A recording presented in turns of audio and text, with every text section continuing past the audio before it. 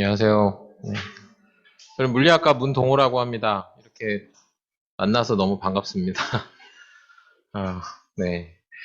아, 오늘 또 주어진 시간이 이렇게 짧진 않은데, 오신 만큼 또 들어와 주신 만큼 너무 우선 감사하고, 또 유익한 시간 될 수 있도록 저도 노력하겠습니다. 그러면 오늘 강연을 시작해 보겠습니다. 시작하기 전에 요 사진을 몇 개 볼 텐데요. 어, 요거는 제가 한 10년 전쯤에 그 뉴욕에 있는 그 중심가에서 조금 벗어난 데서 그 장난감만 전시하는 그런 타워가 있거든요.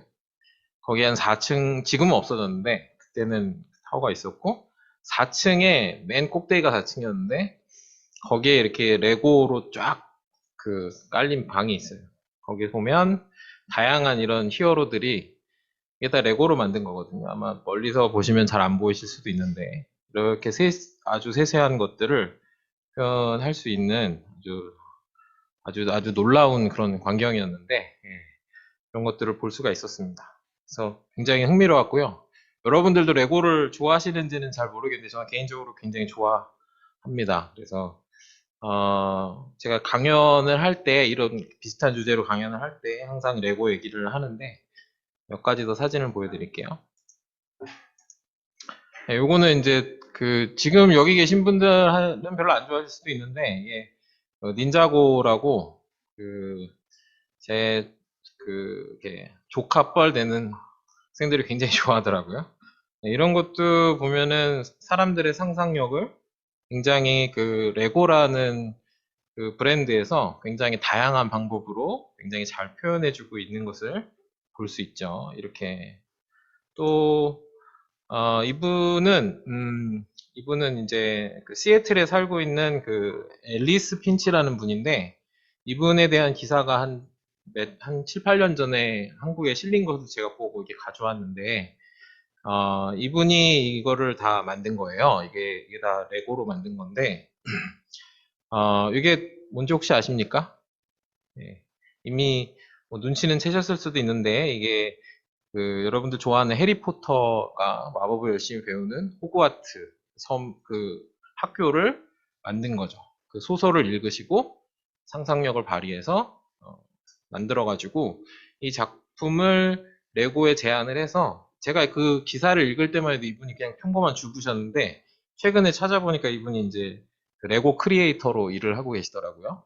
그래서 제가 알기로는 한 2, 3년 전부터 이 호그와트가 이제 좀 간단해져가지고 좀 팔리고 있는 것을 볼 수 있는데 이게 얼마나 디테일하게 잘 만들었냐면 이게 요 안에 보면은 식당이 있거든요. 요 식당 보시면은 이게 해리포터를 기억하실 수도 있겠지만 그 이렇게 모자가 반을 결정해주는 말하면서 이렇게 학생들 결정해주는 그런 시간들이 있는데 그런 것까지도 굉장히 잘 표현했고 요거는 이제 그 마법을 그 연금술을 배우는 그런 곳까지 그러니까 겉에만 이렇게 잘 만든 게 아니라 그 내부까지도 굉장히 잘 만들어 놓은 걸 볼 수 있었습니다. 이분이 이렇게 본인이 읽은 어떤 소설을 토대로 그거를 자유롭게 레고라는 브랜드를 이용해 가지고 이렇게 다양한 창조성을 갖고 만들 수 있었던 이유는 이분이 이 레고가 어떻게 이런 하나하나의 블럭들이 어떤 기본 블럭들이 있는지 알고 있고 그것들이 어떤 형태로 조립되었는지를 잘 이해했기 때문이죠.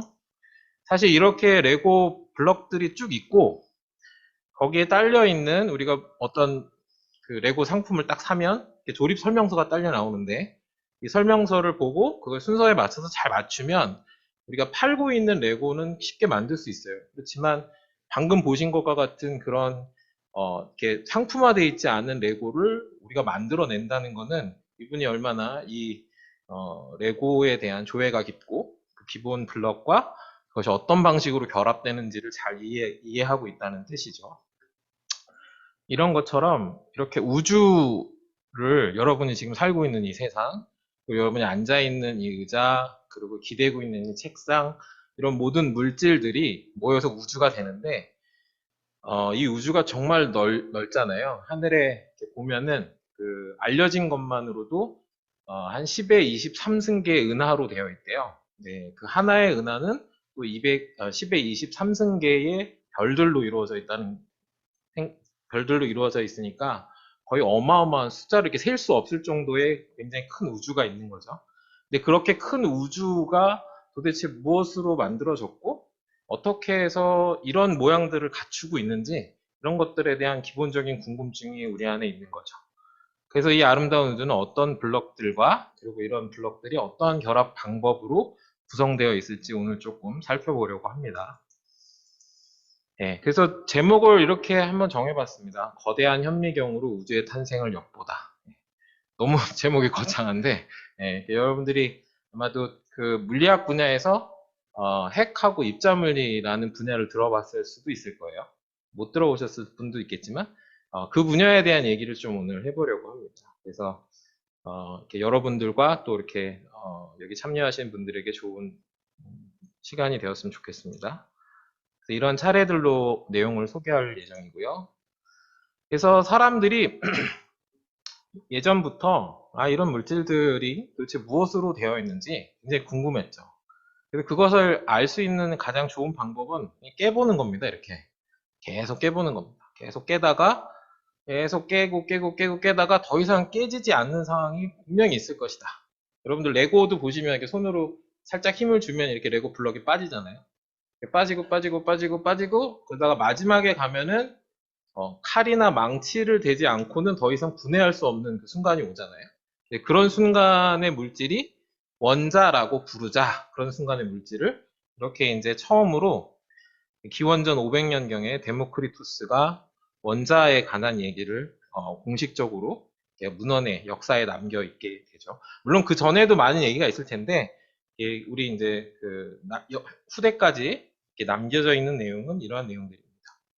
그리고 나서 비슷한 시기에 엠포드 클래스라는 분이 그렇게 그러면 이 우주를 구성하는 기본적인 어떤 것들이 그 물질들이 사실은 이런 네 가지 물, 불, 바람, 흙 등으로 되어 있지 않겠는가 우리가 이렇게 보니까 물론 이분은 상당히 과학적인 방법을 사용한 거죠. 왜냐하면 자기가 느끼는 거, 자기가 경험한 걸 토대로 그러면 그 깨지지 않는 어떤 원자라는 개념, 깨지지 약간 둘이 서로 다른 개념일 수는 있겠지만 어떤 근본이 되는 개념들은 이렇게 네 개가 아니겠는가. 물론 현재 우리가 알고 있는 과학과는 많이 다르지만 이런 아이디어를 제시했다는 것에 의해서 굉장히 큰 의의가 있을 수 있겠습니다. 그리고 시간이 많이 흘러서 거의 한 2300년 정도 흘러서 볼턴이라는 아주 유명한 분이 나오죠. 이분은 아마 많이 들어보셨을 텐데. 그래서 그 당시 알려져 있는 많은 원소들을 전기적인 특성, 그리고 화학적인 특성들을 다 이렇게 조합을 해가지고 스터디를 한 끝에 이런 주기율표라는 거를 만드는데 이 전기적 특성이 이상하게 이렇게 원소들의 질량에 따라 배열이 되고 그것들이 전기적 특성이 이렇게 한 두 개가 지나가면 다음으로 넘어가고 그래서 또 10개가 되면 다음으로 넘어가면서 전기적 특성은 그 세로의끼리 또 잘 맞는 거예요. 그래서 이런 것들은 또 왜 그런가 이런 고민들이 있었겠죠. 그래서 돌턴의 제자들이 이런 원소들을 많이 연구를 하고 살펴보니까 여기에는 어떤 특정한 법칙들이 존재하는데 그게 에너지가 우선 보존된다는 거예요. 그러니까 질량 보존 법칙하고도 같은 건데 에너지는 새로 유입되지 않고 기존에 있었던 것은 화학적인 변화, 어떤 물리적인 변화가 있어도 그 전체의 합은 변하지 않는다는 사실을 알게 됐고 그리고 얘네들이 화학적 결합을 하거나 다른 화학적인 그 반응으로 넘어갈 때 어떤 일정한 성분들이 이렇게 그 비를 갖고 뭐 2대 3, 3대 2 뭐 이런 식으로 어떤 그런 비율을 갖고 얘네들이 결합을 하는 것을 알게 됩니다. 그리고 얘네들이 질량을 재보니까 어떤 이 질량이 어떤 특정한 값을 갖는데 이 값들을 쭉 배열해 놓고 나면 수소가 갖고 있는 질량의 배수로 나타나는 것을 알게 돼요. 그러니까 이 사람들은 생각해 볼 수 있는 거죠. 이런 주기율표에 나타나 있는 원소들이 정말 많은데 한 100, 한 18가지 정도 되는데 현재 알려져 있는 게 더 있을 수도 있어요. 근데 하여튼 이렇게 다 우리가 외우고 다닐 수는 없으니까 이것들을 그냥 수소의 한 몇 배쯤 되는 애들로 이렇게 생각해도 되잖아요. 그러면 우리 속에는 굉장히 간단한 질문이 들어오는 거죠. 왜 얘네들은 수소의 2배, 3배, 4배 이렇게 되는 걸까? 막 3.5배, 막 이런 건 없고. 물론 이제 그 동위원소라는 개념이 있어갖고 그 정수배가 아닌 것들이 조금 나타나는데 평균적으로는 다 이렇게 어느 정도 정수배를 다 가지고 있게 되죠. 그러면 이제 생각해 볼 수 있는 거죠. 예를 들면 헬륨이 2번인데 헬륨은 이 수소의 질량의 4배가 되고 전기적인 특성으로 봤을 때는 전기력이 수소가 갖고 있는 전기력에 비해서는 한 2배쯤 되는. 물론 이제 수소는 이제 전기적으로 중성이죠. 여러분 잘 알고 있는 배터리 같은 게 플러스 마이너스 극으로 되어 있는, 여러분이 사용하는 모든 기계는 다 전기적인 힘을 가지고 다 사용하게 되는데, 대부분이.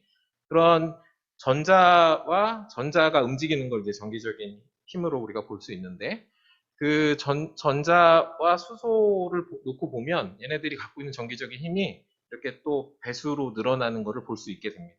그러면은 이런 모든 원소 주기율표에 있는 것들이 결국은 수소가 몇 개가 모여서 된 건 아닐까? 이런 굉장히 간단한 의문점을 갖게 되는 거죠. 그러고 이제 한 100년 가까이 시간이 흐릅니다.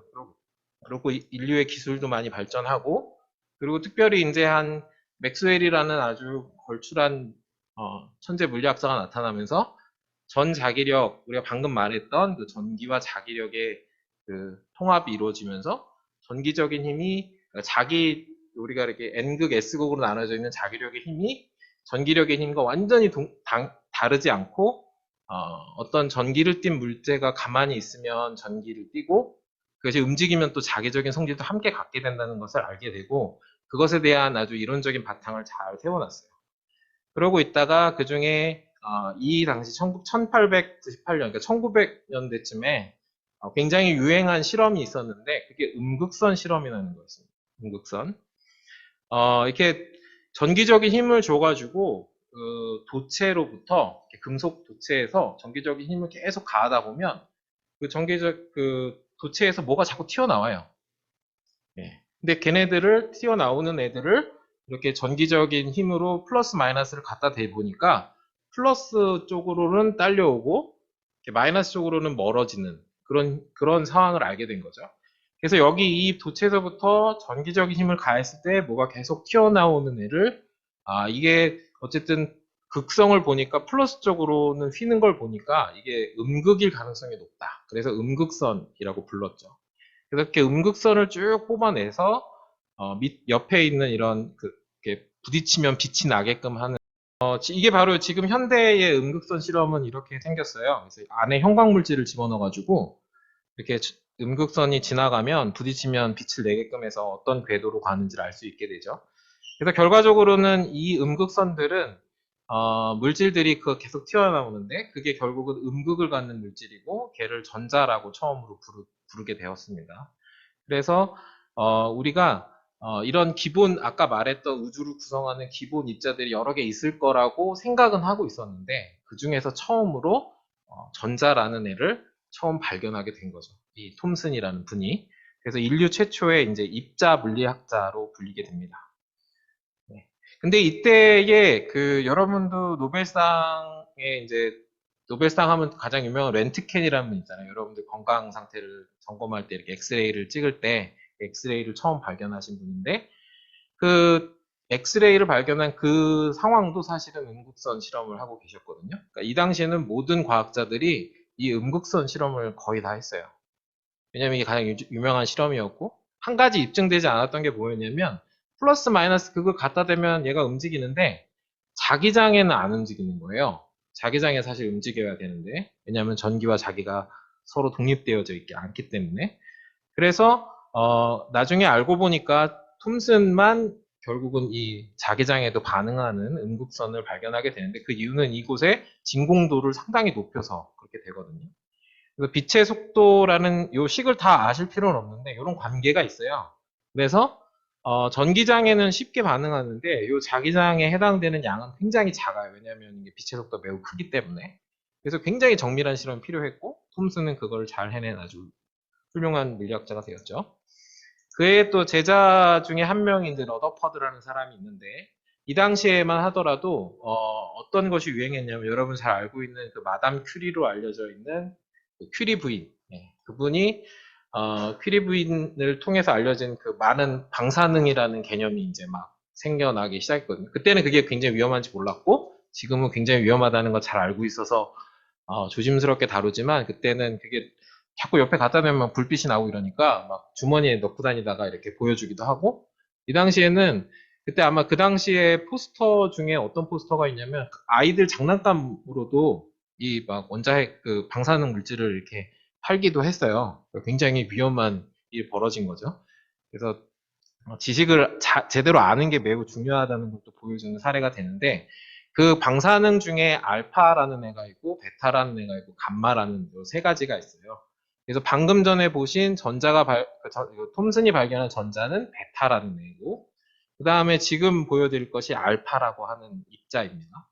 알파 입자가 나오는 그 여러 가지 방사능 물질들을 잘 다뤘는데 특히 러더퍼드가 톰슨의 제자로서 알파 입자를 굉장히 성공적으로 잘 다루는 사람이었어요. 그래서 이렇게 알파 입자는 사실은 이게 사방으로 퍼지는데 걔를 이렇게 잘 가둬가지고 한 방향으로 나오게끔 만든 다음에 금보일에다가 금박이죠. 거기다 쪼여줬더니 이렇게 튕기면서 튕겨 나가는 알파 입자가 요 겉에 있는 일종의 이게 검출기죠. 여러분은 생각하면 사진기라고 생각해도 돼요. 그 사진기처럼 사진을 찍는 거죠. 그랬을 때 여기에 이렇게 나타나는 빛들을 보게 되면서 알파 입자가 금박을 만났을 때 어떻게 펼쳐지는지를 보게 됩니다. 이걸 보여주는 애니메이션이 하나 있는데 잠깐 보시면 In 1910, Rutherford and his co-workers were studying the 소리는 angles at which 안 alpha 들으셔도 particles 괜찮고요. were 근데 그러면 scattered as 이렇게 they passed through 대부분은 a 일로 thin gold 지나가요. foil. 다 일로 Most of the 지나가는데 alpha 가끔씩 particles 이렇게 passed 튕겨 through 나오고 undeflected. 여기서 가장 However, 놀라운 few were 사실은 found to 뒤로 be 튕겨 scattered at 나가는 large angles, 상황인 거죠. some even back in the direction from which they had come. 여기까지만 보시고 In 이게 그 1910, 러더퍼드의 Rutherford and his 대학원생 co-workers were 가이거하고 studying the 마르세든이 angles at 했던 which alpha 실험이에요. 사실 실험을 할 때는 우선 가정을 세우고 실험을 하거든요. 그래서 그 러더퍼드의 스승인 톰슨은 어떤 형태로 이 원자가 구성되어 있을 거라고 생각했냐면 일명 푸딩 모델인 이런 식으로 생겼다고 생각했어요. 어떻게 생긴 거냐면 이게 중성이니까 예를 들면 플러스 극을 가지고 있는 애들이 세 개가 있으면 음극선 아까 발견한 그 전자라고 알려진 음극선이 세 개가 모이면은 세 개 합쳐지면 이제 플러스 마이너스 0이 되잖아요. 그런 상태가 우리가 지금 여러분 앞에 있는 이런 물질들이 대부분 다 중성으로 되어 있죠. 이런 물질들은 중성으로 되어 있는 이유는 이 음극을 가진 물질의 개수와 양극을 가진 물질의 개수가 동일하다고 생각을 했어요. 그래서 이렇게 음극과 양극이 굉장히 잘 퍼져 있다고 생각했어요. 음극을 가진 애들이랑 양극을 가진 애들이 굉장히 비슷한 질량을 갖고 잘 퍼져 있을 거라고 생각을 해서 그게 골고루 퍼져 있으면 이렇게 중간중간에 이렇게 숭숭숭 지나갈 수 있게끔 될 거라고 생각을 한 거죠. 그래서 러더퍼드의 가정은 아까 이렇게 쪼여주면은 가장 앞쪽으로 많이 맞잖아요. 그래서 그쪽에 많이 나오는 게 되게 당연한 현상인 건데 갑자기 얘가 조금씩 방향을 틀어서 나오는 애들이 아주 드물게 발견된 거죠. 이 왼쪽에 있는 게 그 당시에 얻은 실제 데이터인데 보시면은 5도가 이제 정면으로 나가는 입자들을 모은 건데 그게 이 개수거든요. 굉장히 많죠. 근데 이게 각도가 커지면 커질수록 줄어들면서 한 150도만큼 꺾여도 150도면 90도보다 뒤로 오니까 거의 그 충돌하는 그 금박의 뒤쪽으로 가까이 나오는 애들이 33개나 있는 거죠. 물론 이제 통과하는 것에 비하면 굉장히 작은 수지만 이 아주 작은 숫자에도 굉장히 의미를 부여하고 중요하게 생각했던 거죠. 그럼 도대체 얘네 알파 입자가 사실은 수소가 갖고 있는 질량이 한 4배쯤 되거든요. 그러면 4배만큼 무거우면 얘가 갖고 있던 어떤 밀도도 그 정도 차지할 거라고 생각하잖아요. 굉장히 딱딱하고 뭔가 구조물이 있을 건데 얘네가 금을 통과하면서 어떻게 통과만 할 줄 알았는데 어떻게 되튕겨 나오지? 그러면은 이 수소나 헬륨과 같이 이 알파 입자와 동일한 크기의 혹은 밀도의 물질이 이 금 안에도 있을 거라는 가정을 하게 된 거죠. 이렇게 되튕겨 나올 정도면. 이 사실을 보고 많은 과학자들은 이게 얼마나 놀라운 사실이냐면 우리가 일반적으로 이렇게 그 이렇게 박스에서 티슈를 한 장 뽑잖아요. 그럼 굉장히 얇잖아요. 그게 잘 찢어지는데 거기다가 대포를 쌌는데 이 대포를 다시 되튕긴 것과 같은 굉장히 충격적인 일처럼 느낀 거죠. 이제 그 당시에는 그 해군의 포격으로 이걸 설명했는데 하여튼 그런 비슷한 류의 얘기를 하게 됩니다. 그러니까 거의 그냥 찢으면서 통과할 줄 알았는데 오히려 되튕겨내다니 굉장히 그 내가 쏘는 물질 대포만큼의 딱딱한 물질이 저 안에 있구나라는 것을 직감하게 된 거죠. 그래서 아래와 같은 모델 원자가 이렇게 생겨야만 이런 데이터를 가지고 올 수 있다는 거죠. 가운데에 이렇게 내가 쏴주는 것만큼의 밀도를 가진 애가 있고 나머지는 텅 비어 있는 형태의 모양인 거죠. 그래서 이제 후대 과학자들이 조사를 해보니까 이렇게 헬륨 원자 핵이라는 게 알파가 사실은 이제 헬륨 원자 핵인데 그 주기율표에서 두 번째 해당되는 애거든요. 걔가 이렇게 보면 안에 핵이 이렇게 몰려 있고 겉에 전자 두 개가 도는 형태로 되어 있는데 이게 어느 정도의 사이즈냐면 이 그림에 보시는 것처럼 이게 그 광주 월드컵 경기장인데 여기에 보시면 이 광주 월드컵 경기장 안에 탁구공이 하나 놓여져 있는 것과 같은 정도의 비율이거든요. 그러니까 여러분의 몸도 사실은 이렇게 꽉 차 있는 것처럼 보이지만 사실은 다 텅 비어 있는 상태로 되어 있어요, 사실은. 그래서 이렇게 핵이 있고, 겉에 이렇게 아주 이 경기장 가장 안쪽에 축구공을 이렇게 축구공도 사실은 사이즈가 좀 되는데 거의 골프공만한, 탁구공이니까 굉장히 작은 거죠. 거의 잔디에도 아마 가려져서 찾기가 쉽지 않을 정도의 사이즈인데, 그 정도 사이즈에만 아주 밀도 있게 모여 있고, 나머지는 텅 비어 있는 형태로 있는 거죠. 그럼 여기서 이제 두 가지 질문이 들어요. 하나는 헬륨 원자를 살펴봤더니 전하량, 그러니까 전기의 세기를 비교해 보니까 수소에서 전자를 떼어낸 놈, 그 이제 수소핵이죠. 수소핵하고 전기량을 비교해 보니까 힘이 두 배만 주면은 얘도 움직이기 시작해요, 헬륨도. 근데 질량은, 즉 무게는 네 배쯤 무거운 애가 있는 거예요.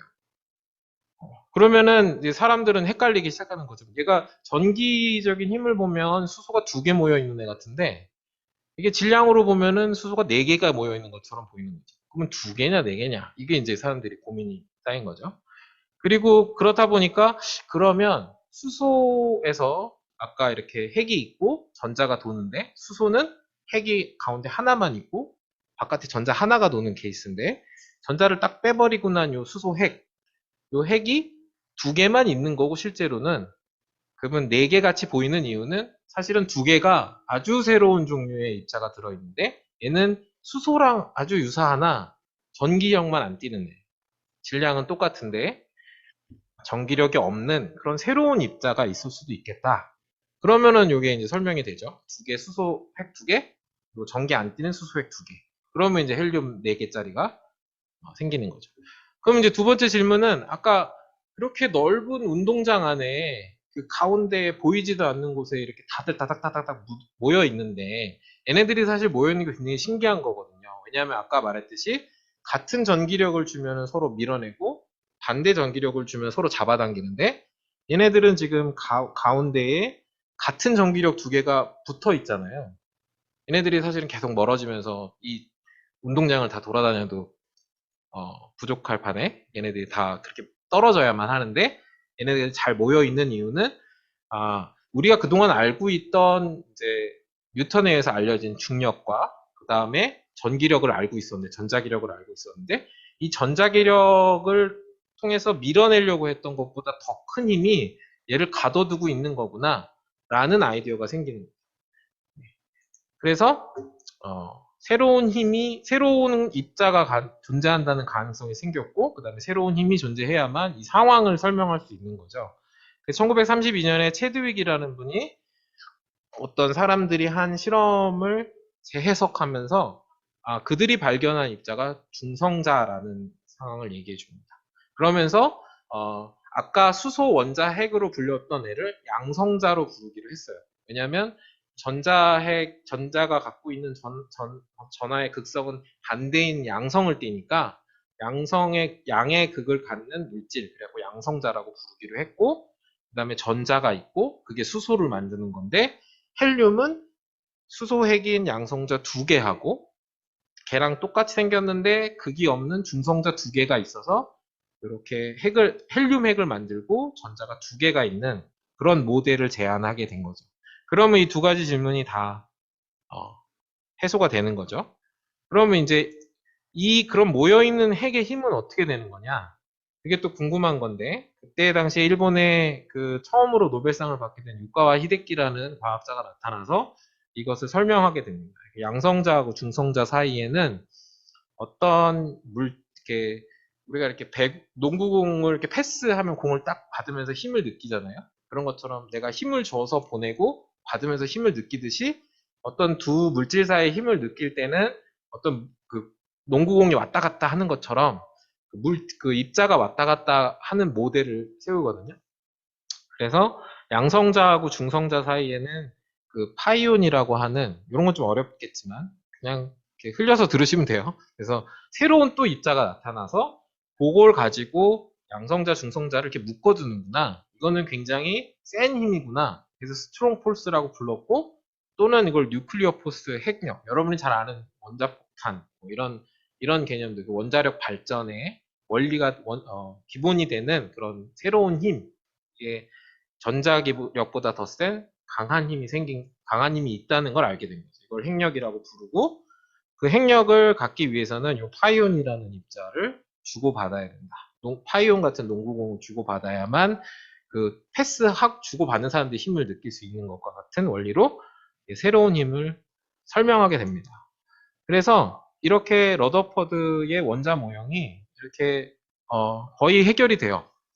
핵이 모여 있고, 그러면은 아까 주기율표의 많은 원소들은 이런 양성자, 중성자가 몇 개이냐로 결정이 되는 거예요. 예를 들면 리튬 같은 경우에는 세 번째 원소인데, 얘는 양성자 3개, 중성자 3개, 전자 3개 이렇게 모여 있으면 리튬이 되는 거예요.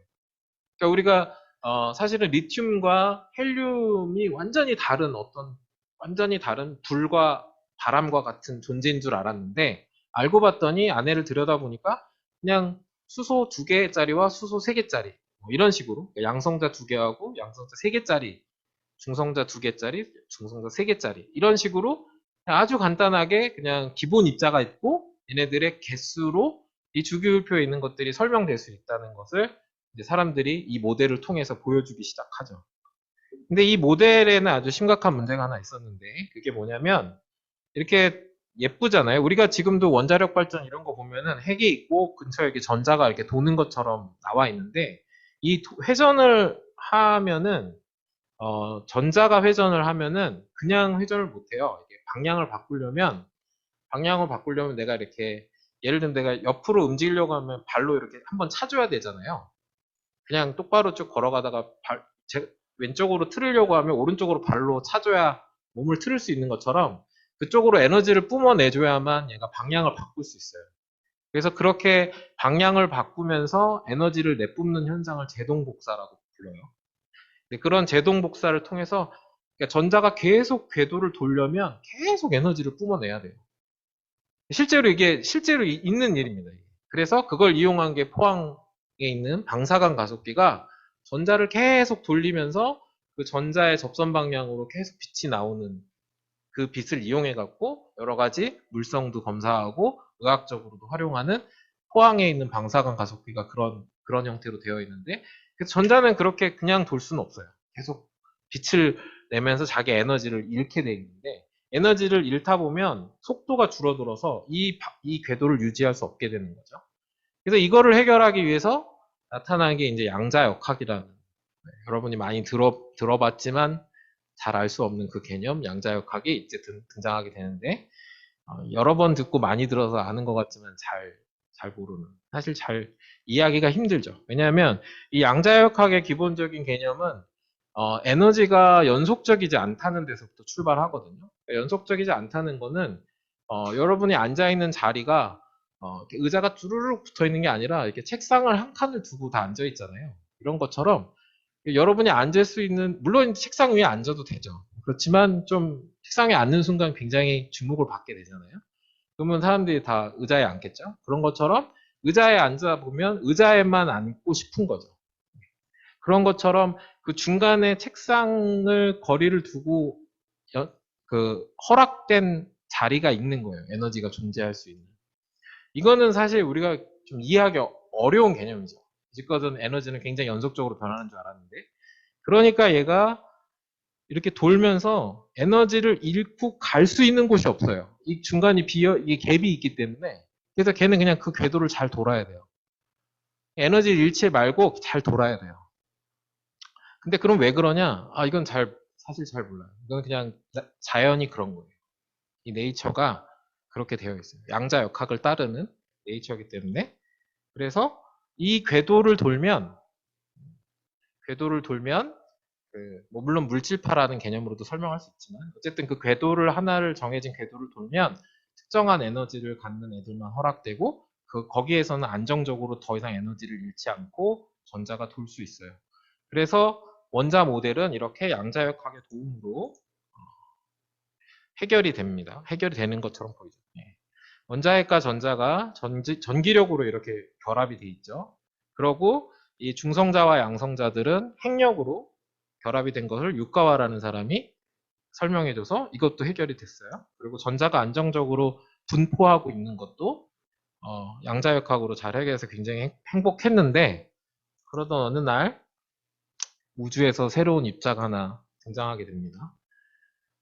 이렇게 막 양자역학의 꽃을 피워가면서 그 현대과학이 발전하기 시작할 즈음에 그 전자가 발전된 지 한 3, 40년 지난 다음에 죄송합니다. 미국의 물리학자 칼 앤더슨이 굉장히 특이한 입자를 발견하게 되는데, 죄송해요. 이게 보통 지금도 여러분 위로 우주에서 수많은 입자들이 날아오고 있어요. 눈에 보이지 않는, 여러분 미세먼지 같은 게 훨씬 더 익숙할 수도 있겠지만 미세먼지보다 훨씬 작은, 그래서 우리가 일반적인 방법으로는 알아볼 수 없는 수준으로 작은 입자들이 계속해서 날아오고 있어요. 특히 이제 굉장히 높은 에너지의 양성자, 아까 수소 원자 핵이라는 애가 우주에서도 날아오는데, 얘가 이렇게 날아오다가 공기 분자하고 만나면 충돌을 하면서 에너지를 잃고 그 잃어버린 에너지만큼 새로운 입자를 만들어내요.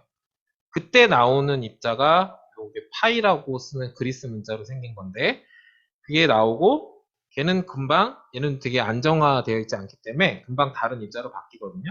그게 오늘은 다르지 않을 거지만 중성미자와 뮤온으로 바뀝니다. 그래서 뮤온이라는 입자가 우리 땅까지 이렇게 내려오게 되죠. 그 뮤온은 굉장히 특별한 입자인데, 얘는 원래는 굉장히 짧은 시간을 살아요. 근데 그 아인슈타인의 상대성 이론에 의하면 굉장히 빠르게 움직이는 입자는 시간을 더 빠르게 움직이는 물체는 시간을 더 길게 가질 수 있거든요. 그래서 얘네들의 수명이 더 길어지고, 그래서 원래는 이 뮤온이라는 입자는 수명이 다해서 지구까지 내려오지 않아야 되는데, 아인슈타인의 상대성 원리에 의해서 더 큰 라이프타임을 갖게 되고 수명을 갖게 돼서 우리 지구에서 관측이 되는 거죠.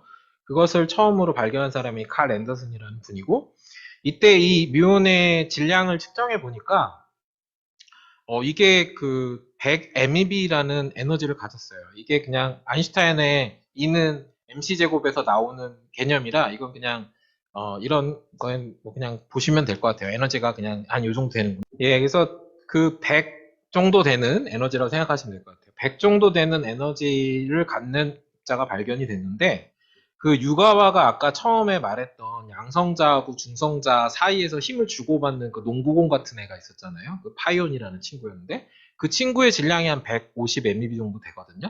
그러니까 150 정도 되는 애니까 얼추 비슷한 거예요, 얘랑. 그래서 이때 막 과학자들이 드디어 유가와가 말했던 그 입자를 발견했구나 하고 매우 좋아했지만, 사실은 이 입자는 오히려 성격이 렙톤이라고 불리는 전자와 굉장히 유사해요. 그러니까 파이온이라고 불렸던 아까 그 농구공 같은 애는 아닌 거죠. 그 질량도 다르기도 하고요. 그래서 이거는 새로운 성질은 아까 그래서 유가가 말하지 않은 그 유가가 말을 했던 입자는 아닌 새로운 종류의 입자. 해서 얘는 이름을 뮤온이라고 붙입니다.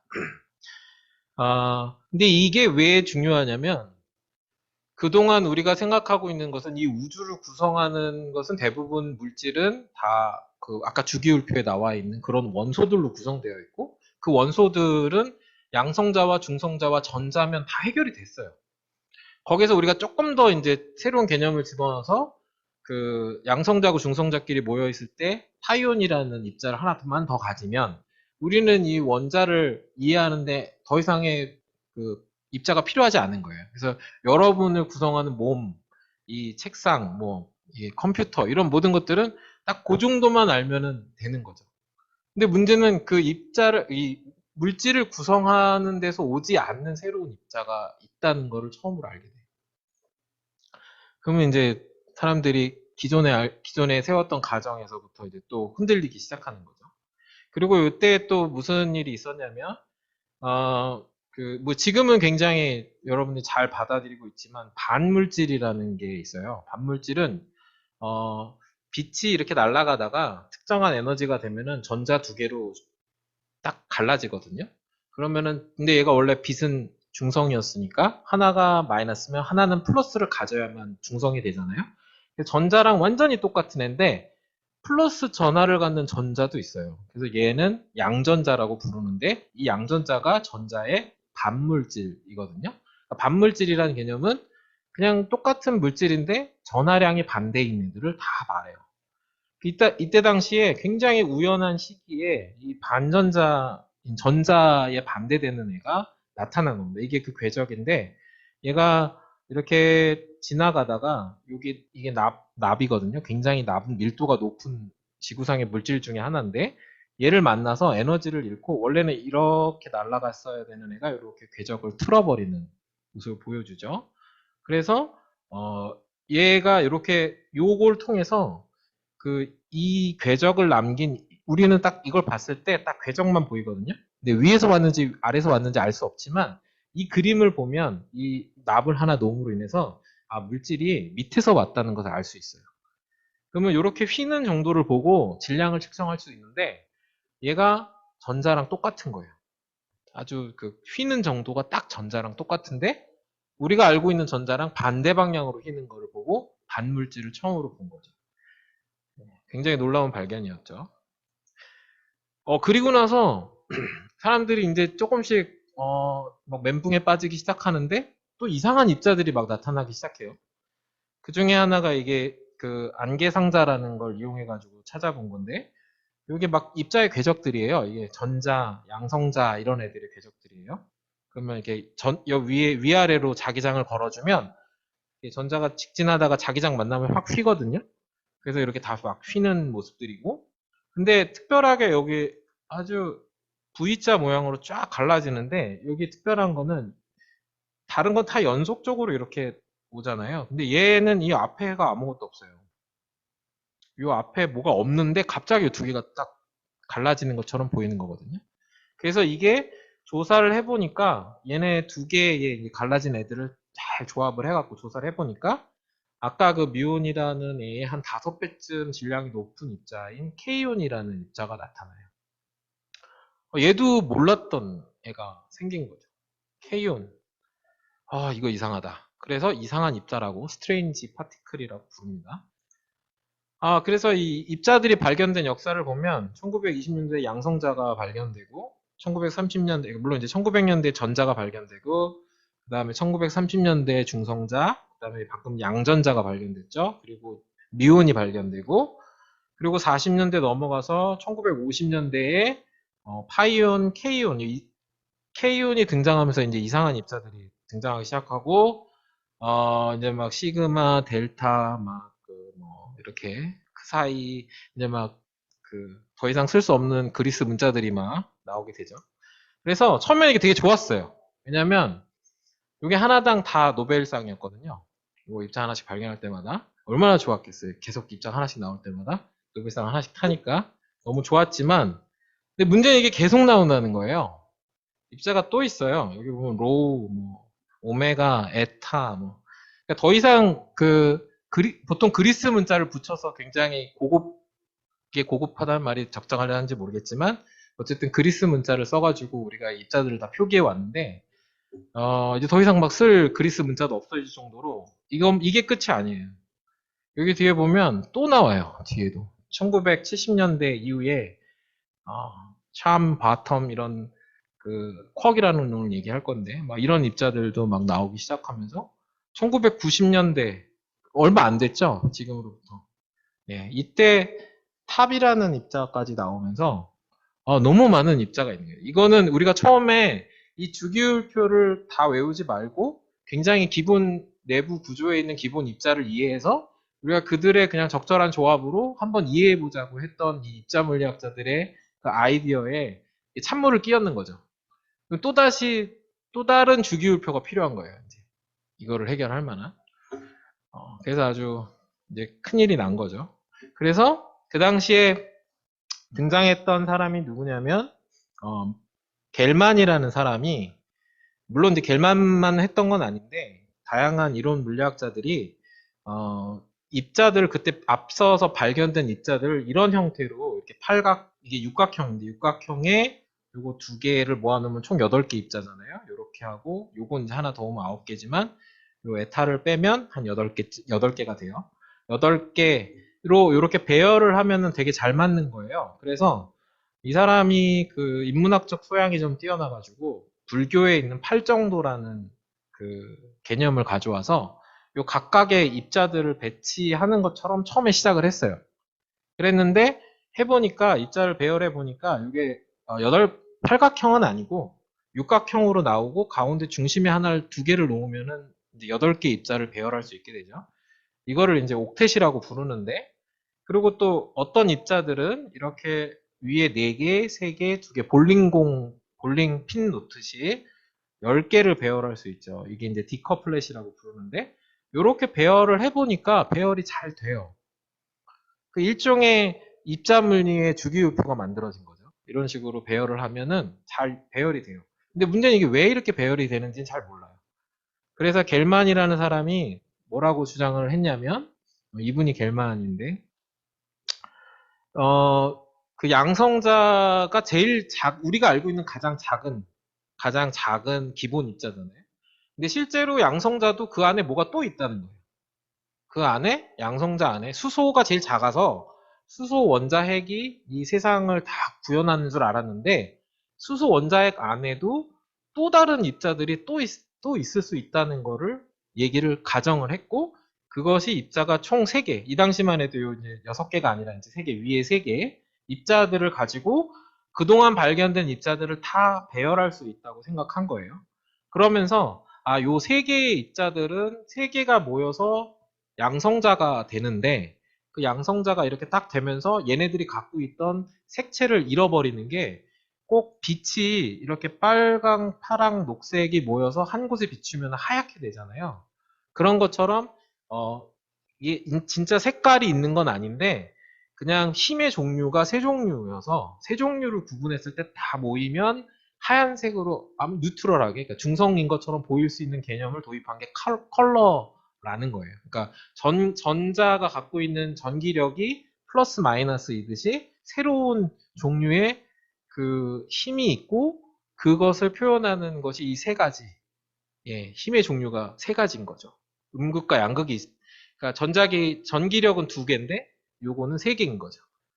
그런 개념을 도입을 해갖고 양성자를 설명을 했더니 그 아까 쿼크들 중에 위로 있는 쿼크, 그다음에 아래로 있는 쿼크, 그리고 이상한 쿼크 요렇게 3개로 구분해 갖고 해보면 프로톤은 그 위에 있는 쿼크 2개하고 아래에 있는 쿼크 하나가 모이면 되겠구나.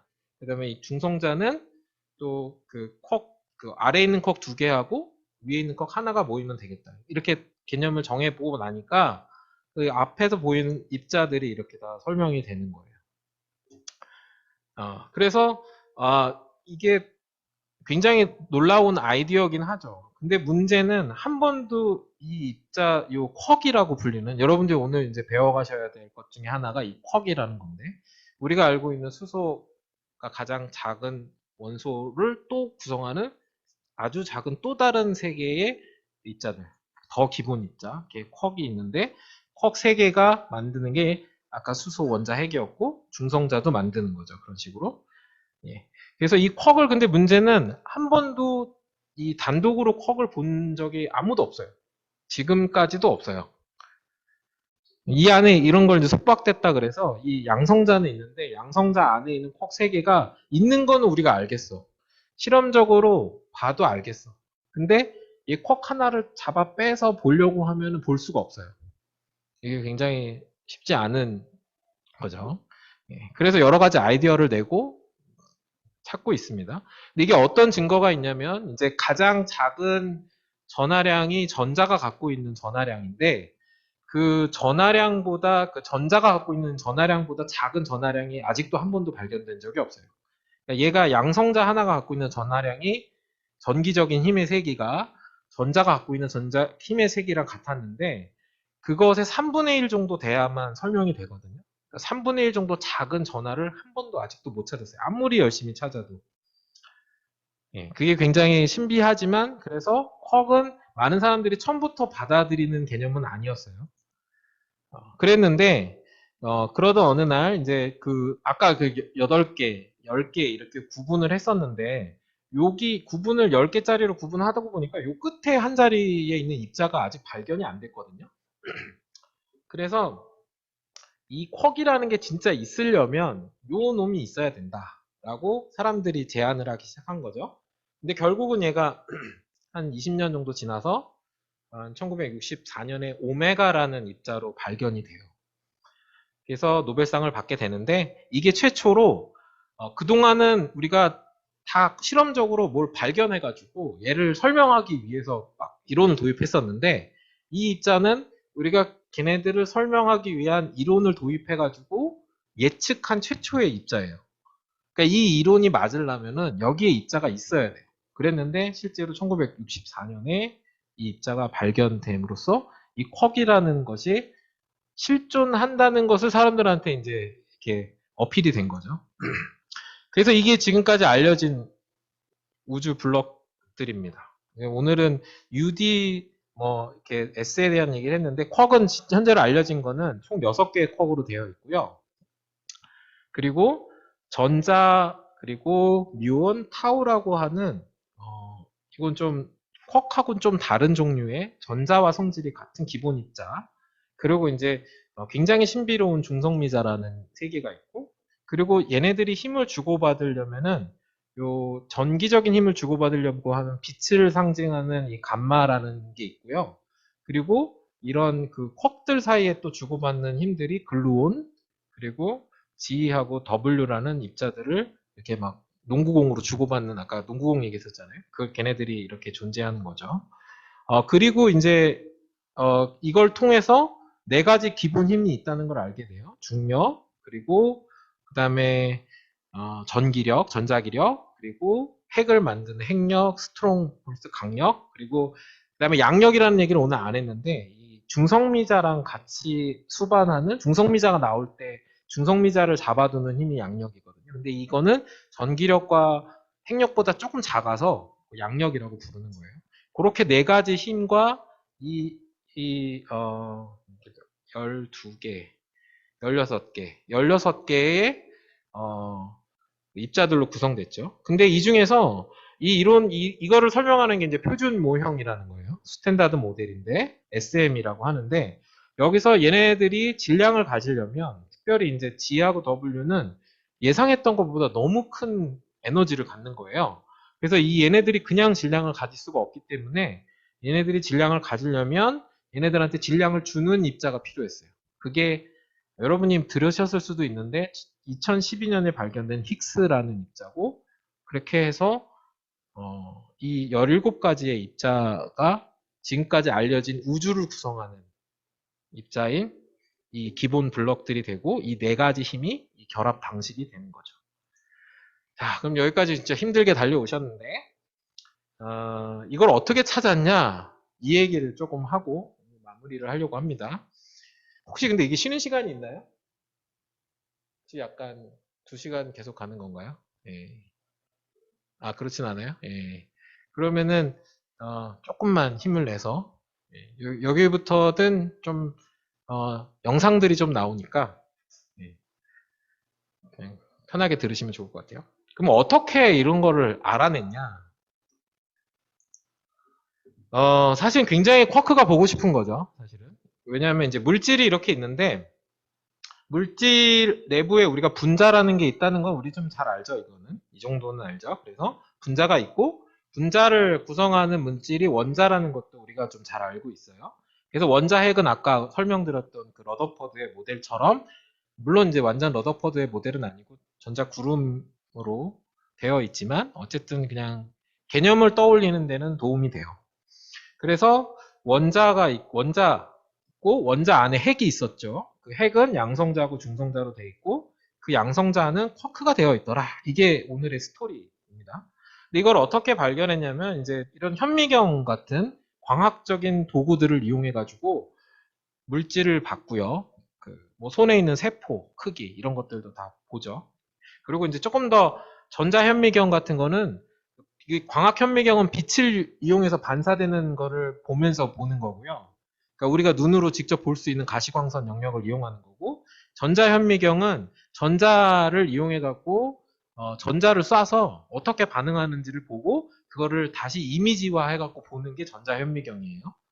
거기서부터 이제 더 작은 세계를 보려면 그 이제 터널링 현미경이라는 게 필요한데 그거는 그 양자역학적인 거에서 터널링 현상이라는 게 있어요.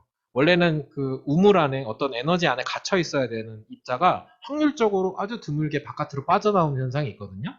근데 뭐 그런 뭐 좀 어려운 개념이니까 거기까지는 가지 않더라도 흥미로운 점은 이게 점점 작아지는데 그걸 보기 위한 도구는 점점 커져요. 그러고 그 핵 안에 있는 거를 보기 위해서는 이제 가속기라는 개념을 이용합니다. 그 전자를 이렇게 쪼여주는 것과 같은 원리긴 해요. 전자에 에너지를 줘서 이렇게 때리는 것처럼 입자들을 굉장히 높은 에너지로 가속시킵니다. 가속한다는 말은 여러분들 차 운전할 때 브레이크랑 엑셀이 있잖아요. 그 엑셀이 이게 가속시킬 때 밟아주는 거잖아요. 이 가속시켜주는 게 자동차를 빠르게 하는 것처럼 입자의 속도를 빠르게 해주는 기계가 있어요. 그걸 우리가 가속기라고 불러요. 가속기로 엄청나게 에너지를 준 다음에 걔를 가지고 물질에 막 때리는 거죠. 그래서 거기서 나오는 반응을 또 보는 거예요. 개념은 굉장히 유사해요. 근데 그거를 때렸을 때 나오는 거를 보는 장치는 거의 이 건물만 해요. 그게 스위스에 있어요.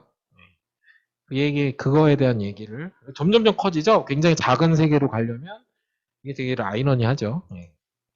그래서 오늘은 선에 관한 얘기를 좀 할 건데 선이라는 연구소를 혹시 들어보셨는지 모르겠는데요. 이게 스위스 제네바에 위치하고 있고요. 어, 그러니까 이게 오른쪽에 있는 게 중앙일보 기사인데, 중앙일보 2012년도 기사일 거예요, 아마. 이때 막 신의 입자, 갓 파티클 해가지고 굉장히 전 세계적인 그 유명을 떨쳤던, 여러분 아마 들어보셨을 수도 있을 거예요. 이 신의 입자. 이게 아까 이게 돌아가진다?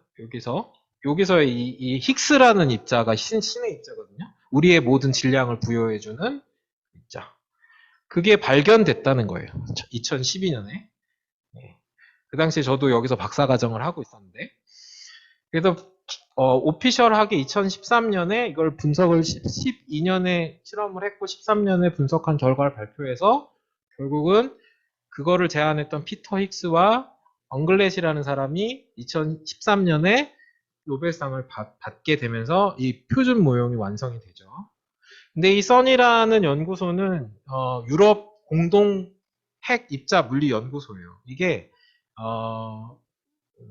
여기 있네요. 예. 원래는 이게 불어라 뒤에서부터 읽어요. 뉴클리어가 여기 나오고 클리어가 나오고 리서치가 있고 그다음에 유러피언 카운슬 이게 다 불어인데 대충 알 수 있겠죠 무슨 뜻인지. 그걸 앞 글자를 따서 만든 게 써니고요. 그리고 이건 여러분이 아실 수도 있는데 드브로이라는 그 물질파를 처음으로 아주 개념을 우리한테 알려주고 양자역학에 굉장히 큰 도움을 준 그 드브로이라는 분이 1949년 때 이제 유네스코에 제안을 하면서 설립이 됩니다. 그래서 이렇게 굉장히 많은 나라들이 들어와 있고 우리나라도 참여하고 있어요. 이 실험에는. 실제로 이게 전 세계의 선에 참여하고 있는 그 기관들의 표를 나눠 놓은 건데 보시면은 아시겠지만 이 아프리카와 북한 그리고 여기 이제 여기 중동 요 지역을 제외하고는 웬만한 나라들은 다 참여하고 있는 실험이죠. 보통은 한 2,500명 정도의 그러니까 거기서 일하시는 비서분들이 계시고요. 그리고 과학자가 한 13,000명 정도 됩니다. 그러니까 저 같은 일을 하는 사람이 13,000명이 거기 있는 거예요. 항상 거기 있는 건 아니고, 이렇게 저처럼 이렇게 한국에서도 일하고, 방학 때 가서 또 일하고, 이런 식으로 하게 돼요. 대략적으로 2017년도에 발표된 예산이 한 1.3조 정도 돼요. 예, 그럼 서울시 예산이 그 당시에 한 25억 정도 되니까 한 20분의 1 정도 되죠. 근데 사람 수로 따지면은 어마어마한 돈을 쓰고 있는 거예요. 그럼 선은 어디 있냐면은 이게 그 레마노스라는 제네바, 그 프랑스하고 스위스 국경 지역에 있는데 여기 보면 몽블랑이라고 있죠. 여러분 몽블랑은 많이 들어보셨죠? 명품 이름이기도 하고. 근데 이게 그냥 불어고요. 이게 블랑이 하얗다라는 뜻이고 몽트가 이게 마운트입니다. 마운틴, 산이에요. 그래서 흰 산이라는 뜻이에요. 이게 제일 높은, 별로 알고 보면 별 내용 없는 그냥 흰산인 거죠. 그게 여기 제일 높은, 그러니까 거의 가장 높은 그 산 중에 하나고요. 그 다음에 여기 레마노스에 걸쳐서 여기 이렇게 여기 이제 선 헤드쿼터 그 사무실이 여기 쭉 오피스들이 있고요. 그 스위스 딱 국경에 있어요. 여기서 바로 조금만 지나가면 프랑스가 되는데 그리고 이제 가속기라고 방금 말씀드렸던 게 여기 요 노란색 T로 두르고 있어요. 이건 뭘 가속시키냐? 수소 원자 핵을 가속시킵니다. 그게 아까 양성자라고 했죠? 이 양성자를 가속시키는데 이게 둘레가 27km 정도 돼요. 충돌 에너지는 13TeV인데 한 10,000켈빈 정도 되니까 굉장히 높은 온도죠. 하여튼 굉장히 뜨거운 온도로 온도까지 올리는 거죠. 에너지를 준다는 건. 거기에서 실험하는 게 이렇게 네 군데가 있어요. 그 중에 저는 요 CMS라는 실험을 하고 있고, 이거를 이제 여러분들이 감이 오게끔 광주를 중심으로 보면은, 요게 이제 지금 여러분이 있는 전남대학이고요. 대략 여기 왼쪽 끝에서, 여기 광주에 거의 왼쪽 끝에서 오쪽 끝까지 하면 이 정도 돼요. 이게 LHC 크기 됩니다. 이게 지하 100m를 뚫어가지고, 이 가속기를 이렇게 맞춰 놓은 거예요. 네. 여러분도 어렸을 때 그런 지우개를 양쪽으로 뚫어가지고 이렇게 통과시키는 걸 해본 적이 있는지 모르겠지만 저희 어렸을 때는 그런 일을 좀 했었는데 이게 실제로 이쪽으로 뚫어가지고 양쪽으로 뚫어서 둘이 만나기가 생각보다 쉽지 않아요. 이게 계속 어긋나요, 이게. 근데 이거를 100km를 아래 내려가서 27km나 되는 곳을 잘 뚫은 거죠. 그래갖고 딱 맞춘 거예요. 아주 신기하게 맞췄죠. 근데 물론 이게 어디는 이렇게 산이 좀 올라와 있고 어디는 좀 내려가 있을 거잖아요. 그래서 어느 구간은 좀 한 80m만 내려가 있고 어느 구간은 한 100m까지 내려가서 아주 평평하게 딱 맞추는 거예요. 그렇게 맞추고 나서 그러면은 굉장히 높은 에너지를 하고요. 이게 한 2 나노세컨마다 한 번씩 충돌을 시켜요. 계속. 그러니까 여지껏은 아까 말씀드렸던 그 대부분의 개념은 어떤 물질에다가 입자를 쏘는 건데 이거는 둘이 충돌을 시키는 거죠. 굉장히 자주 충돌이 일어나고 이 번치 하나에는 양성자를 한 11승계 정도를 넣어놔요. 근데 11승계 정도가 날아가서 딱 한 개씩만 만나도록 디자인되어 있어요. 물론 근데 딱 한 개만 만나는 건 아니고 여러 개 만나긴 하는데 그걸 잘 제거하는 게 또 다른 또 우리의 임무 중에 하나인데 어쨌든 그 10의 11승계의 수소 핵들이 막 날아가서 막 2나노세컨마다 부딪히면서 사건이 일어나는 거죠. 이거 만드는데 5천억 원 정도 들어요. 그래서 이렇게 아까 말했듯이 이렇게 지하 100m에다가 뚫고 이렇게 관이 이렇게 쭉 있어요. 이게 사람들이 그냥은 못 다니니까 이렇게 레일을 따라서 오토바이를 타고 다니고요. 그래서 어떤 식으로 이 작동하는지 한번 보여드릴게요.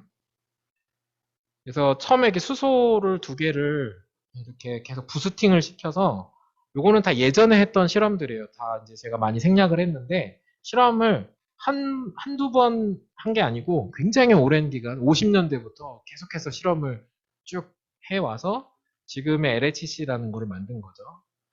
네, 그래서 지금 이렇게 수소가 이 안에 있는 이 관을 따라서 이렇게 움직여요.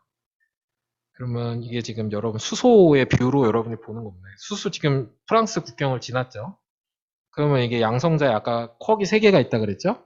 그 칼라가 3종류고 걔가 쭉 날아가서 저 중심부에서 이렇게 만납니다. 양쪽에서 날아와가지고 이렇게 딱 만나면서 빵 하고 터져요. 그러면은 그러니까 여러분이 와서 뭐 예를 들면 두부 같은 걸 이렇게 팍 부딪혀도 막 쪼개지잖아요. 그런 것처럼 부딪히면 굉장히 많은 입자들로, 조각들로 막 쪼개져요. 그 중에서 이렇게 4개의 딱 미온으로 나가는 게 힉스를 발견한 이벤트거든요. 그거를 나타낸 그림이고요. 그래서 이게 빅뱅 재현 실험이라고도 우리가 보통 부르기도 하는데, 이렇게 양쪽에서 날라오는 양성자를 가운데서 충돌을 시켜가지고 여기서 막 나오는 파편들을 이렇게 둘러싸고 있는 요걸 우리가 여러분이 생각하면 카메라처럼 생각해도 돼요. 아까 말했던 광학 현미경 같은 거 있죠? 그거를 확장시켜 놓은 것 같은 건데 이게 사이즈가 이 건물만 한 거죠. 네. 그렇게 해서 충돌이 일어나가지고 그러면은 처음에 양성자끼리 충돌을 하면은 뭐 한 10개에서 20개 정도 많이 이렇게 만들어지고 더 이제 높은 어떤 특별한 충돌에서는 막 1000개, 그러니까 100개, 양성자인 경우 100개에서 한 200개 정도 만들어지기도 합니다. 그렇게 해서 그러니까 우리가 이게 꼭 어떤 거랑 똑같으냐면 빅뱅으로 인해서 현재 우주가 된 거잖아요. 어떤 큰 폭발이 있었고 작은 지점에서 그게 팽창해가지고 현재 이렇게 계속 굉장히 뜨거웠던 우주가 점점 식으면서 서로 결합을 해가지고 결합된 애들이 현재 물질을 만들고 있는 거죠. 이게 시간순으로 이렇게 보시면 되는데 그 가속기의 개념은 이게 역으로 돌아가는 거예요. 그래서 처음에 어떤 에너지가 있어서 걔네들이 수많은 입자, 지금의 우주를 형성하는 그 많은 물질들을 만들어내듯이 이렇게 큰 에너지를 충돌을 시켜가지고 그때 우주 초기에 만들어졌던 입자들을 만들어 보는 실험을 하고 있습니다. 이제 잠깐 쉬고 있는데, 지금 하고 있어요. 맞아요. 올해부터 몇 달 전부터 하고 있고, 지금도 계속 지금 실험 중에 있어요. 그래서 아까 광학현미경으로서 출발해갖고 우리가 물질을 들여다보는 기구들이 쭉 나왔는데, 여기 있죠. 요 빛을 이용한 현미경이 있고, 그거를 이 쿼크라는 아주 작은 것까지 보려면, 이 사람 크기거든요. 이 사람 크기에 이 정도 되고, 그건 여러 가지의 검출기라는 여러 가지 이제 뭐 이걸 다 아실 필요는 없습니다. 여러 가지 그 입자들이 나오는 특성에 맞춰서 여러 가지 이렇게 물건들을 갖다 놓고 기계들을 갖다 놓고 측정을 하는 거죠. 예, 이건 제가 올해 1월에 가서 방문해갖고 그 내부를 직접 찍은 거고요. 그때 코로나가 어마어마해가지고 뭐 이게 지금 잘 보실지 모르겠지만 이게 이렇게 막 모자도 씌우고 이러고 그러고 내려보내더라고요. 그래서 굉장히 보기 좋은 모습은 아니지만 아무튼 이렇게 내려가서 이렇게 봤고요. 그래서 선에서 했던 주요 업적은 아까 그 힉스 발견한 게 제일 크죠. WG 보존이라는 것도 발견했지만 힉스를 발견을 해서 표준 모형을 완성했다는 게 매우 중요하고 요분이 피터 힉스인데 지금 선 컨퍼런스 룸이 있어요. 오디토리움에서 환호하고 있는 모습이죠. 그래서 요거는 비슷한 영상인데 그럼 우리가 힉스를 발견하기까지 어떤 식으로 실험을 했는지를 좀 요약한 영상이에요. 잠깐 보시고 이건 뭐 아까 똑같은 그림이에요. 이렇게 레이션을 시켜서 지나가서 이렇게 이건 아틀라스라는 실험인데 여기서 실험을 해갖고 데이터를 모으죠. 모으면 이걸 계속 돌려요. 2나노세컨마다 4개의 실험에서 데이터를 쫙 모아요. 계속 이렇게 충돌시켜갖고 나오는 입자들을 모아가지고 이렇게 우리가 알 수 있는 그 데이터 포맷으로 만듭니다. 그래서 트리거라는 걸 이용해갖고 어떤 데이터를 취합할 건지 결정하고 그거를 컴퓨팅, 거기 세계에서 제일 큰 컴퓨팅 팜이 있어요. 센터가 있어요. 이런 식으로. 그럼 서버에서 이 데이터를 다 저장을 해요. 그래서 얘를 카피를 해가지고 어떻게 하냐면 이걸 이제 테이프로 다 담은 다음에 이거를 한 번에 여기서만 다 처리할 수 없기 때문에 어떤 식으로 하냐면 이 제네바하고 부다페스트의 그 티어 제로라고 해서 가장 기본이 되는 데이터를 주고 이걸 전 세계로 뿌려요. 우리나라에도 서울시립대 그리고 이제 대전의 키트티 그리고 경북대학교에 있는 그 그리드 컴퓨팅이라는 시스템 안에다가 얘네들을 데이터를 다 보내요. 그래서 지금 보시는 것처럼 데이터를 다 모으고 쭉 모았더니 여기서 딱 이렇게 X가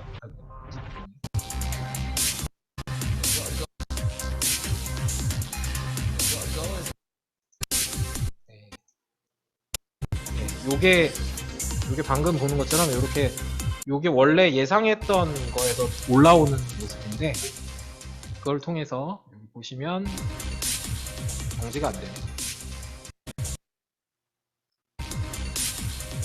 안 되는군요. 네. 어쨌든 데이터가 이렇게 쭉 모여 있다가 한 몇 년 동안 쭉 모으니까 갑자기 어느 순간에 이렇게 뿅 올라오는 데이터가 있거든요. 그게 힉스라는 거죠. 네. 그걸 통해서 힉스를 발견을 하는데 이게 간단하게 보여드렸지만 굉장히 많은 과학자들이 그러니까 현재 갖고 있는 그 현 시대에 갖고 있는 모든 테크놀로지를 다 이용해가지고 최대한의 효율을 통해서 이런 데이터를 습득해가지고 분석해내는 거예요. 그래서 한꺼번에 이게 안 되기 때문에 이거를 단순히 이렇게 좋은 슈퍼컴퓨터 한 대 이렇게 딱 놓고 하는 게 아니라 이거를 굉장히 수준급의 컴퓨터를 만들고 그거를 여러 개로 연결을 해가지고 일종의 병렬 컴퓨팅이라고 여러분 들어보실지 모르겠지만 그런 컴퓨팅을 여러 개로 나누는 거예요. 그래서 왜냐하면 이제 그 데이터 프로세싱은 사실 반복되는 작업이거든요. 그래서 데이터의 일부는 한국에도 보내고 데이터의 일부는 미국으로 보내고 유럽으로 또 보내서 각각의 데이터를 다 분석하고 제 딱 앉아있는 컴퓨터에서 명령을 딱 치면 다 모든 데이터를 쭉 돌리고 나서 얻은 결과를 제 컴퓨터에 딱 넣어줘요.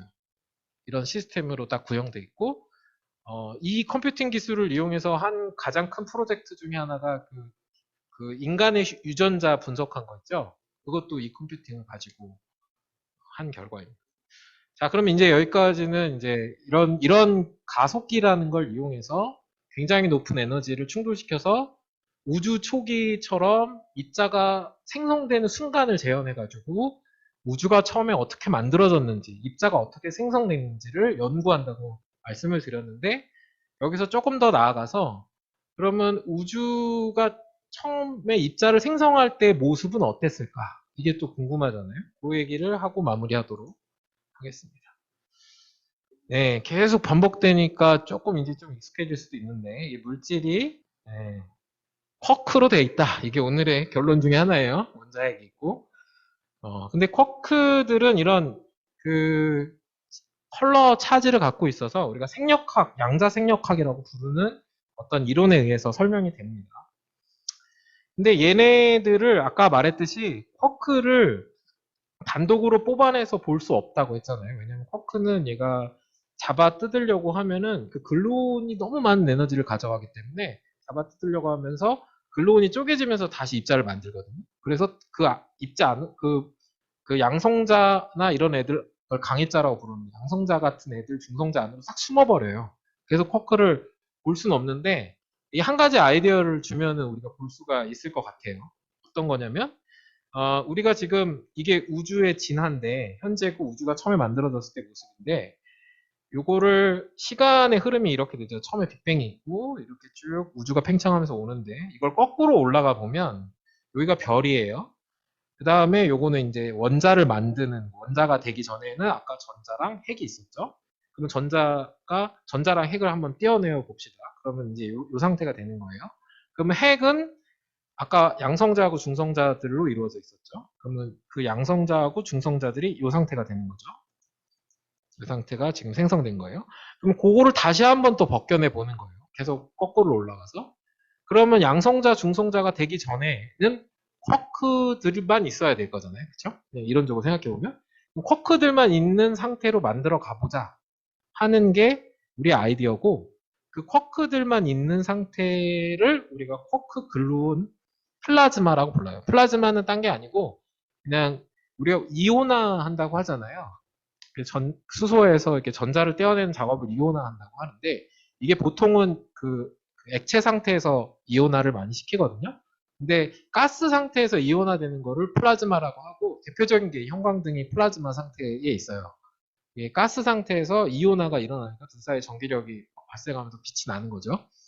그런 것처럼 그 가스 상태의 중성자, 양성자들을 더 높은 온도로 끌어올리면 얘네가 그 양성자, 중성자 사이의 경계가 허물어지면서 쿼크들끼리 존재하는데, 그 둘 사이에 이제 힘을 매개하는 글루온이 일하는 게 있고, 그래서 쿼크들만의 세상을 만들 수 있다는 거예요.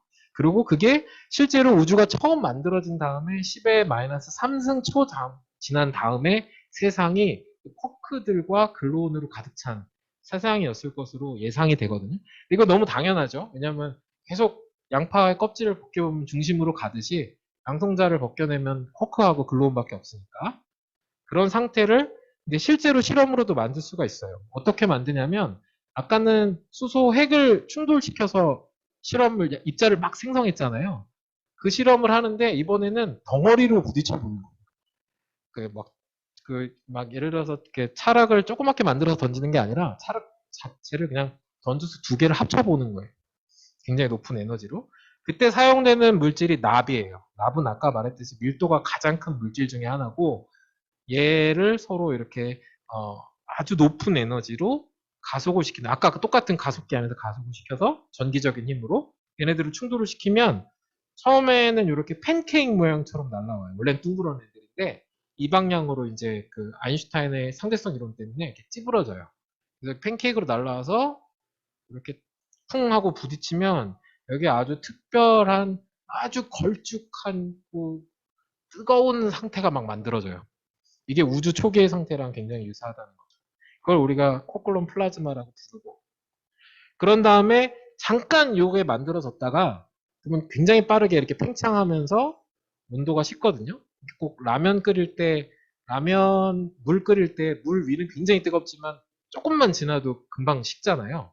그런 것처럼 가스는 온도가 금방 떨어지거든요. 그래서 아까 그 강입자들의 가스 상태가 굉장히 뜨거운 상태로 충돌을 시킨 다음에 쿼크와 글루온들의 아주 끈적끈적한 상황을 만들었다가 얘가 팽창하면서 이제 액체에서 가스로 바뀌는 그런 상황이 연출이 됩니다. 이 실험을 통해서. 그거 꼭 이렇게 물을 끓이는 것과 같아서, 이게 물을 끓이면은 수증기가 되듯이 이걸 상이 변한다고 하거든요. 얼음이 온도를 가하면 물이 되고 물이 수증기가 되듯이 상이 이렇게 바뀌는데, 그런 것처럼 그 강입자들이 쿼크와 글루온으로 바뀌는 상황을 연출합니다. 이게 시뮬레이션한 그림이에요. 이게 엄청난 에너지로 해가지고 쿼크와 글루온이 막 만들어졌다가 이게 식으면서 이렇게 입자들이 생성되죠. 이렇게. 그럼 우리는 생성된 입자들만 볼 수 있어요. 그래서 이게 실험하면 이렇게 됩니다. 그래서 실험을 하면 이 안에 있는 그 납이 충돌해갖고 엄청난 막 입자를 만들어요. 한 3,000개, 2,000개 막 이렇게 만들어내요. 아까 양성자는 한 20개, 3, 40개, 한 100개 정도였는데 이거는 거의 10배에서 20배 많은 정도로, 많게는 더 많이도 많이 만들어내죠. 그럼 어떻게, 여기서부터 조금 어려운 얘기를 해야 되는데, 그 코크론 플라즈마 어떻게 관측하냐?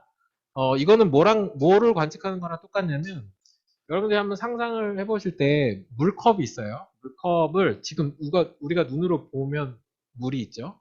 근데 우리가 눈으로 볼 수 없다고 생각해봐요. 물이 있는 걸 어떻게 알려고 하냐면 숟가락 같은 걸로 이렇게 물컵 안에 집어넣어서 이렇게 저어보면 물에서 느끼는 저항이 느껴지죠. 이렇게. 근데 얘가 물이 아니라 밀크쉐이크라고 한번 생각해보세요. 그러면 저을 때 더 큰 저항이 느껴질 거잖아요. 그럼 내가 눈으로 보지 않아도 아 얘가 어떻게 아까보다는 훨씬 점성도가 높은 굉장히 끈적끈적한 상태일 거라는 거는 대충 예상이 되죠.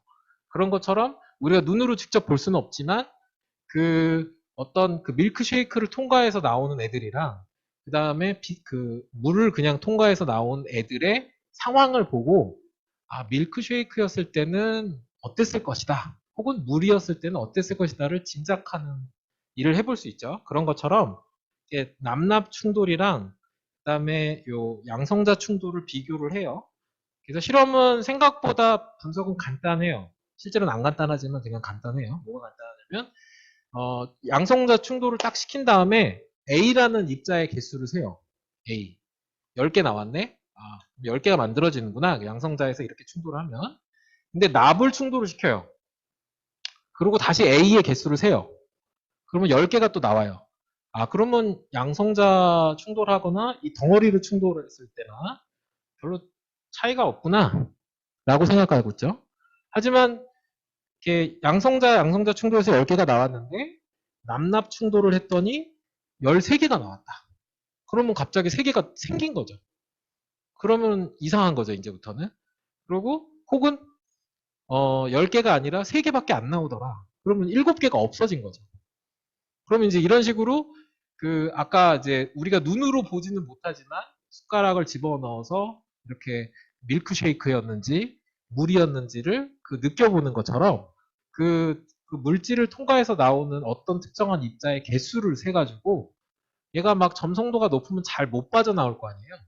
그러면은 입자가 줄어들었을 거고 물처럼 아주 투명하면은 빛이 잘 빠져나오는 것처럼 개수가 그대로 나오겠죠. 그래서 그 개수를 비율을 세요. 그래서 양성자 충돌일 때 10개. 그랬을 때 남납 충돌일 때는 3개일 거냐 13개일 거냐 이런 거를 측정을 하는 겁니다. 그랬는데 1986년에 어떤 두 분이 천재 같은 과학자 두 분이 어떤 입자들은 줄어들 거라고 예측을 해요. 이게 만약에 우주 초기에 그런 끈적끈적한 쿼클론 플라즈마 상태였으면 줄어들 거라고 하죠. 그 어떤 입자가 바로 이 제이프사이라는 입자예요. 요거 모르셔도 됩니다. 코코니움은 쿼크랑 이름이 되게 비슷하잖아요. 그러니까 쿼크로 이루어진 애들인데 얘가 무거운 쿼크로 된 애들이라는 뜻이에요. 이거 모르셔도 됩니다. 그냥 쿼크로 된 애들이구나 이렇게 생각하면 되고 이 모델은 수소 모델하고 똑같아요. 수소 모델이 아까 양성자에 전자가 하나 있듯이 양성자하고 전자 자리를 빼고 거기에 쿼크를 집어넣는 거예요. 쿼크를 플러스 쿼크, 마이너스 쿼크를 넣어서 두 개가 이렇게 공존한 수소처럼 공존하게끔 만들어 놓은 상태를 우리가 이름이 좀 어렵지만 쿼코니움이라고 불러요. 그러니까 쿼크랑 반쿼크, 수소랑 되게 비슷하게 생겼는데 이러면은 양자역학적으로 이거를 이렇게 계산하기 되게 쉬워지거든요. 그래서 요런 입자들 중에 하나가 오늘 여러분이 한번 제가 기억하라는 게 몇 가지 포인트가 있는데 그 중에 하나가 이 제이프사이인데 제이프사이가 잠깐 살았다가 그 아까 여러분이 보셨던 그 뮤온이라는 입자 두 개로 붕괴 금방 하거든요. 그래서 뮤온이라는 입자를 실험실에 앉아서 뮤온이라는 입자를 이렇게 다 잡아가지고 다 모아서 실험을 해보면 제이프사이라는 입자를 만들 수 있고 그 제이프사이를 통해서 이 제이프사이가 아까 그 숟가락의 역할을 하는 거죠. 그러니까 밀크쉐이크였는지 물이었는지를 탐색하는 숟가락의 역할을 이 제이프사이로 해보는 거예요. 그래서 이게 예전에 초창기에 실험 2010년도에 했던 데이터를 가지고 만든 건데 보시면은 이거 뮤온을 아까 다 실험실에서 모은다고 했죠. 뮤온을 다 모아가지고 플러스 뮤온 하나 마이너스 뮤온 하나를 계속 다 결합을 해요. 그래갖고 얘 에너지를 재봤더니 어떤 특정 지역에서 이렇게 많이 올라와요. 이게 무슨 얘기냐면 특정 지역에서 이게 에너지인데 특정 에너지에서 특별히 사건이 많이 일어나는 거예요. 왜냐하면 거기에 어떤 입자가 존재하기 때문에 그래요. 이걸 자세히 보면은 이게 웁실론이라는 입자인데 이렇게 볼록 올라와요. 이렇게 이게 다 백그라운드로 딱 되고 이게 시그널만 이렇게 딱 올라와요. 여기도 제이프사이라는 입자 아까 방금 설명드렸죠. 이런 식으로 나오는데 이게 꼭 그 낚시하는 거랑 비슷해요. 여러분들 낚시를 해보셨는지 모르겠지만 낚시에 가면은 강가에 찌가 있고 밑에 미끼가 있어서 물고기는 와서 미끼를 물면 그 미끼를 물었을 때 줄의 움직임을 통해서 찌의 흔들림을 보는 것처럼 이렇게 그 뮤온 쌍으로 바닷물에 쫙 펼쳐 놓으면 자기가 입자가 있는 곳에서 이렇게 고개를 내밀듯이 이렇게 볼록볼록 올라오는 거죠. 이렇게 해서 입자가 어디에 있는지를 알 수 있게 됩니다. 이게 실험 결과예요. 그래서 저희 예전에 우리 연구실에서 측정했던 결과인데 이거를 다 이해는 못하셔도 되고 아까 말씀드렸던 양성자 충돌에서 A라는 입자의 개수를 세서 10개 나왔는데 남납 충돌에서는 몇 개가 나올 것인가 이게 질문이잖아요. 그 비율을 세봤더니 1이 안 돼요. 요 그래프들인데 쭉 이 그래프들이 요거는 모르셔도 됩니다. 요거는 이 그림이 설명해 주고 있어요. 이렇게 납이 충돌할 때 얘가 볼륨이 있다 보니까 이렇게 비껴 맞을 수도 있고 중심에 가까이 맞을 수도 있거든요. 가까이 맞을수록 더 이제 어떤 상황이 만들어지는 건데 이게 그 더 중심으로 이 두 개 그림을 비교해 보면 조금 겹치는 거랑 많이 겹치는 게 다르죠. 이렇게 갈수록 입자의 개수가 줄어들고 있어요. 1보다 다 작죠. 그러니까 양성자에서 10개 나왔는데 남납에서는 여기는 7개, 4개, 3개, 2개까지 이렇게 줄어들었다는 뜻이에요. 보시면 여기가 한 30% 되거든요. 실험적 결과로는 양성자에서는 10개 나왔는데 남납 충돌에서는 3개만 나오고 7개가 없어졌다. 이게 결론이에요. 왜 없어졌냐? 이거 제이프사이라는 입자가 아까 어떤 쿼크 2개였는데 양성자들하고 중성자들하고 이렇게 파이온이라는 입자하고 같이 막 섞여 있다가 이렇게 막 모여요. 충돌이 일어나면 아까 둥글게 날아오다가 이렇게 팬케이크처럼 아주 짧게 찌부러지면서 둘이 충돌하면 굉장히 밀도가 높아지거든요. 그거를 연출한 거고요. 이게 굉장히 밀도가 높아지면서 그 온도가 올라가면은 이 양성자들의 이 경계가 허물어지면서 얘네들이 다 자유롭게 서로를 느껴요. 그러니까 이 상태에 있을 때는 여기 있는 빨간 콕이 옆에 있는 파란 콕을 못 봐요. 저기 가려 있어가지고 볼 수가 없어요. 쟤하고 힘을 못 느끼는데 그 어떤 온도하고 밀도가 되면 걔하고 느끼기 시작해요. 그래서 그러면은 얘가 이렇게 그 완전히 이 경계가 허물어졌다는 뜻이죠. 그러니까 제이프사이란 입자도 이렇게 두 개로 분리가 된 거예요. 이렇게 지금 분리가 된 게 보이시죠? 그 다음에 파이온도 이렇게 U하고 D라는 콕이었었는데 두 개로 분리가 돼요. 그래서 완전히 이게 분리가 돼서 막 섞는 것처럼 생각해도 돼요. 그리고 나서 이게 팽창하면서 식으면서 근처에 있는 콕들이 다시 이렇게 조밀조밀하게 뭉치거든요. 그러면 뭉치면서 양성자가 되고 어떤 건 파이온이 되고 어떤 건 뭐 K온이 되고 이러면서 이제 우리들한테 나타나는 건데 이렇게 했더니 그러면 이제 완전히 그 무거운 콕들이 합쳐져 있다가 흩어졌다가 다시 합칠 건데 이게 잘 뭉쳐 있다가 흩어졌다가 합쳐지면 그냥 10개가 10개가 될 텐데 이 중에 7개는 잘 안 합쳐지는 거예요. 얘네가 다시. 그 이유는 얘가 무겁기 때문에 그래요. 그러니까 무거우니까 무거운 것보다는 더 가벼운 애들이 훨씬 안정적이거든요. 그래서 가벼운 애들로 먼저 변해요. 빨리. 그래서 어떤 일이 벌어지냐면 처음에는 제이프사이하고 파이온이라는 입자가 그 납 근처에 있다가 호클론 플라즈마를 겪고 나면은 얘네가 디메존이라는 다른 입자로 바뀌었어요. 그러니까 제이프사이 10개 중에 7개는 디메존으로 다 바뀌고 없어져 버리고 제이프사이는 없어진 거죠.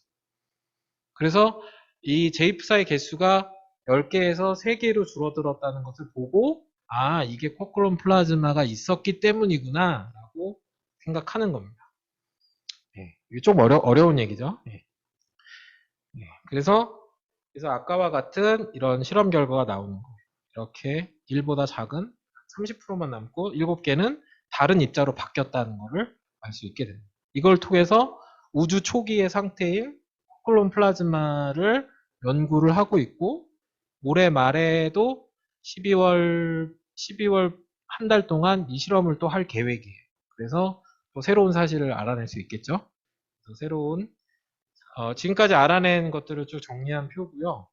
저희 연구실에서는 학생들이 다 이런 입자들을 지금 그렇게 연구를 하고 있습니다. 올해에도 새로운 데이터가 있고요. 그래서 아마 내년에도 계속 있을 거고, 실험은 계속 될 예정입니다. 그래서 더 많은 우주 초창기에 모습이 어떻게 생겼는지, 어떤 상황이었는지를 알아낼 수 있기를 기대하고 있고, 여러분 중에도 혹시 관심이 있거나, 이런, 우주가 어떻게 만들어졌고, 초기에는 어떤 모습이었는지 궁금하신 분들은 또 물리학과를 찾아주시고, 저희 연구실을 방문해 주시면 고맙겠습니다. 네, 이것으로 오늘 강연은 마치도록 하겠습니다. 감사합니다. 네, 아주 긴 시간 쉽지 않은 얘기를 꾹 참고 잘 너무 감사하고요. 네, 감사합니다. 네, 언제든 뭐 궁금한 점 있으면 물어보세요. 네.